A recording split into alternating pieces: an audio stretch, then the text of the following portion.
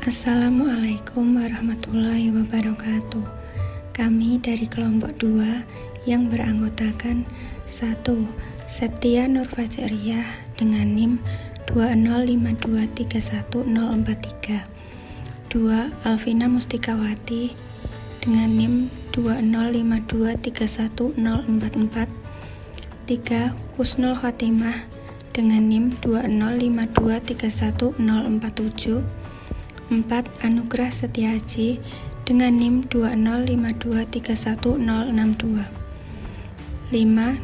Dwi Sekar Putri dengan NIM 205231076, 6. Roy Wahyudi dengan NIM 205231077, 7. Nuri Lestari dengan NIM 205231078 akan menyampaikan cara atau tutorial menginstal aplikasi Sikesia dan juga pengenalan fitur yang ada di aplikasi Sikesia.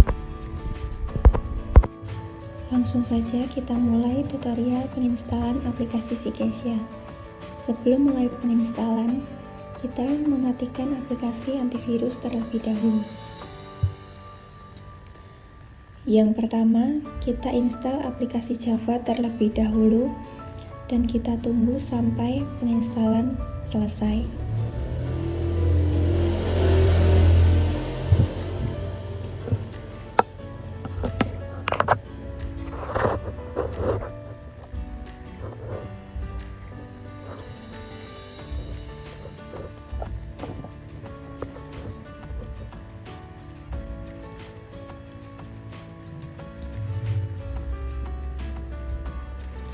Setelah selesai terinstall, kemudian kita close dan selanjutnya kita copy ke local disk C program file dan penempatannya bebas, yang penting terdapat di dalam sistem.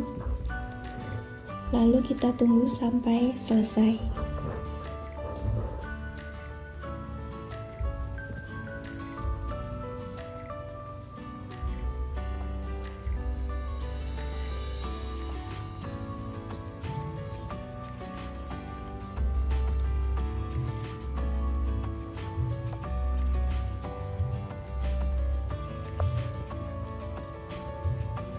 Kemudian kita install, kemudian kita klik next, kemudian pilih custom, lalu next, dan kita pilih tempat local disk C, lalu kita cari file Sikesia, kemudian kita klik OK, lalu next, dan kita next lagi sampai penginstalan selesai atau finish.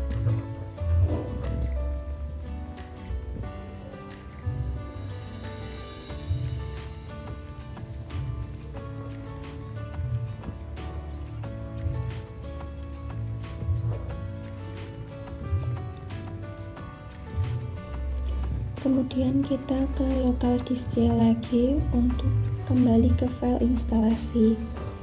Lalu kita buka aplikasi file Sikesia, kemudian masuk ke bin dan pilih mysql konfigurasi.exe, lalu pilih next, kemudian pilih standar,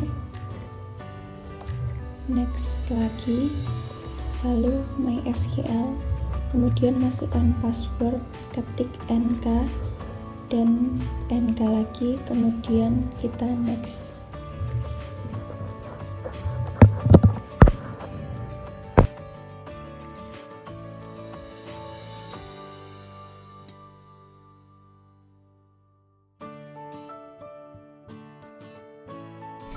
Kemudian next kita pilih accept dan langsung next terus sampai warna hijau selesai.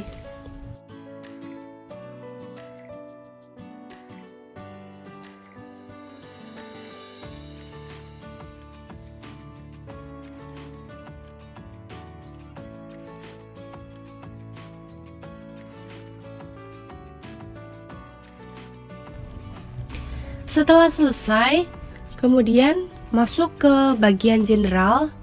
Di bagian nama, kita isi misal Agus Setiawan.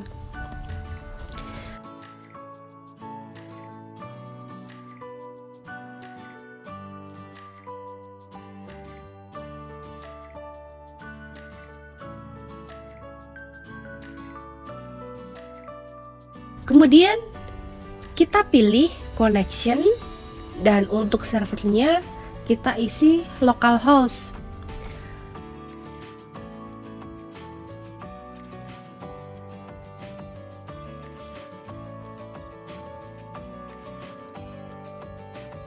Lalu pada bagian login kita isi root dan untuk passwordnya kita isi dengan NK. Lalu kita oke, kemudian kita bisa langsung open. Setelah itu klik kanan, kemudian kita pilih yang bagian new, lalu database. Terus kita isi database-nya ini dengan kata atau misal data SIS BMT. Lalu untuk bagian karakter setnya kita pilih yang Latin 1. Untuk collection-nya kita pilih yang Latin 1 General CI. Kemudian kita oke. Lalu diklik kanan, pilih bagian import, kemudian SQL file. Setelah itu kita buka file instalasi tadi, misal di local disk C. Kemudian di program file xg dan cari atau ketik Ccasia. Setelah itu kita pilih stand SQL, kemudian kita open untuk finish. Kalau sudah finish berarti sudah selesai dan kita bisa langsung close.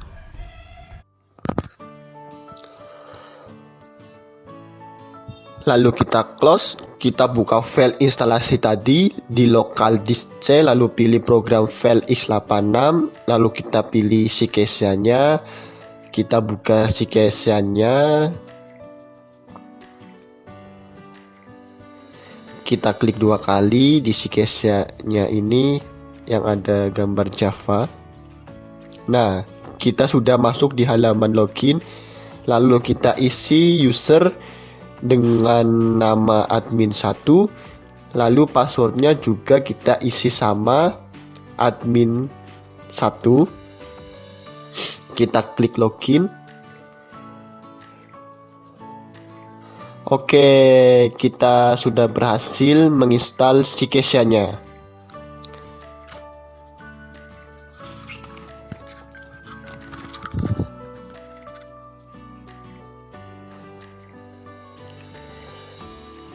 Nah, setelah login, kita akan melihat banyak fitur yang ada di gambar. Setelah login selesai, aplikasi Ccasia siap digunakan. Setelah software di login dan tampilan sudah seperti gambar, selanjutnya kita akan menjelajahi beberapa fitur yang ada di software. Di dalam Ccasia terdapat banyak fitur. Yang pertama yaitu menu file. Di dalam menu file terdapat 2 submenu, yaitu login dan exit. Lalu ada fitur kasir, terdapat beberapa transaksi. Yang pertama ada transaksi tabungan. Nah, di dalam transaksi tabungan ini terdapat menu seperti store tunai, tarik tunai, dan overbooking simpanan. Yang kedua ada transaksi angsuran. Nah, di dalamnya juga ada angsuran tunai dan overbooking angsuran. Yang ketiga, transaksi simpanan berjangka.